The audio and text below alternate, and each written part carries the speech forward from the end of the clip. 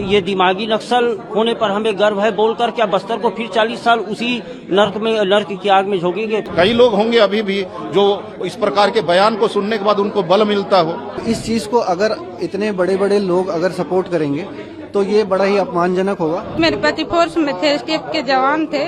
उसी समय नक्सलियों ने एम्बुश लगाकर हत्या कर दी पीड़मेर में, सुकमा जिले के पीड़मेर में। आप लोग ये जो शांति समिति है, बस्तर शांति समिति जी के माध्यम से आप लोग पत्र में आए, जी जी जी क्या कहना चाहते हैं? जी हम लोग यही बोलना चाहते हैं कि जो पी चिदम्बरम बोल रहे हैं कि सोशल मीडिया में मैं नक्सलियों के नक्सली दिमागी में समर्थन दे रही हूँ, इसी के विरुद्ध में आए हैं हम लोग अपने पति खोए हैं। बस्तर में तो ऐसे कई बहनें हैं जो अपने पति खोए हैं।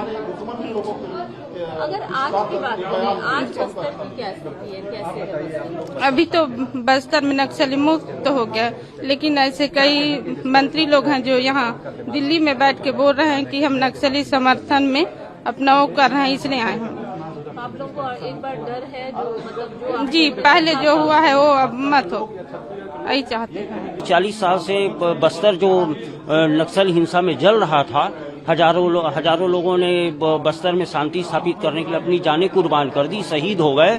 और आज जब बस्तर अपने विकास की ओर अग्रसर है तो क्या ये दिमागी नक्सल होने पर हमें गर्व है बोलकर क्या बस्तर को फिर 40 साल उसी नर्क की आग में झोंकेंगे? फिर वही शहीद होने का सिलसिला जारी हो जाएगा, वही बम बारूद फटने फिर जारी हो जाएंगे? क्या बस्तर को विकास नहीं करना चाहिए?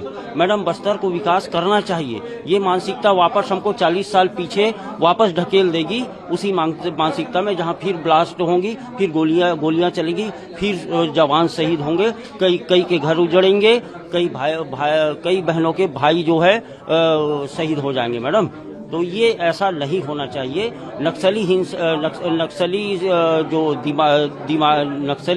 जो दिमागी जो मानसिकता है वो हकीकत में हिंसात्मक रूप को हम समझते हैं, जो हमने बस्तर में हिंसा के रूप में देखी है। मेरा ये कहना है कि जैसे मेरा घटना हुआ 9 अक्टूबर 2022 को, अभी 4 साल होने जा रहा है लगभग, और लेकिन घटना हुआ मेरे ही साथ नहीं, हमारे क्षेत्र में, और उसी साल बहुत लोगों को हुआ। कोई तो खत्म भी हो गए, कोई आधा अंक लेकर चल रहे हैं, और उसके बाद ले दे के अभी थोड़ा सा बस्तर शांत हो रहा है, नक्सली वहां से समापन हो गया ऐसा बता रहे। लेकिन ये बयानबाजी को सुनने के बाद हमें तकलीफ इसलिए हुआ कि हमारे साथ खड़े रहना चाहिए, हमारे सुख दुख में साथ रहने वाले वो उनके पक्ष फेवर में बात करके दिमागी नक्सली ऐसा बोलते हैं तो हमें अच्छा नहीं लगता। ऐसा बयानबाजी नहीं करना चाहिए।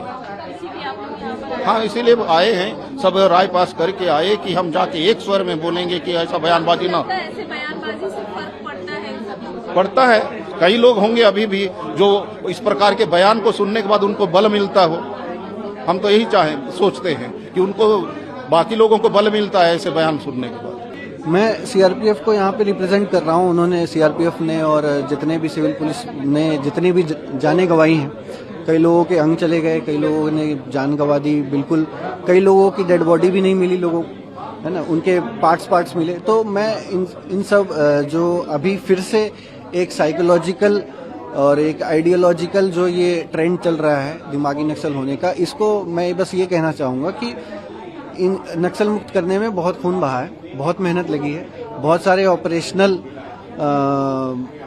मतलब मदद लगी है सरकार की तरफ से, गांव वालों की तरफ से बहुत सपोर्ट लगा है। तो वो एक दिन में नहीं हुआ है। अब इस चीज़ को अगर इतने बड़े बड़े लोग अगर सपोर्ट करेंगे तो ये बड़ा ही अपमानजनक होगा। आपको लगता है कि ये जो बड़े लोग सपोर्ट कर रहे हैं इसका इम्पैक्ट पड़ेगा, नक्सल जो है उसको बढ़ावा मिलेगा, इसलिए आप लोग आए हैं? क्या लगता है? ये एक तरह से it's like corruption of the mind.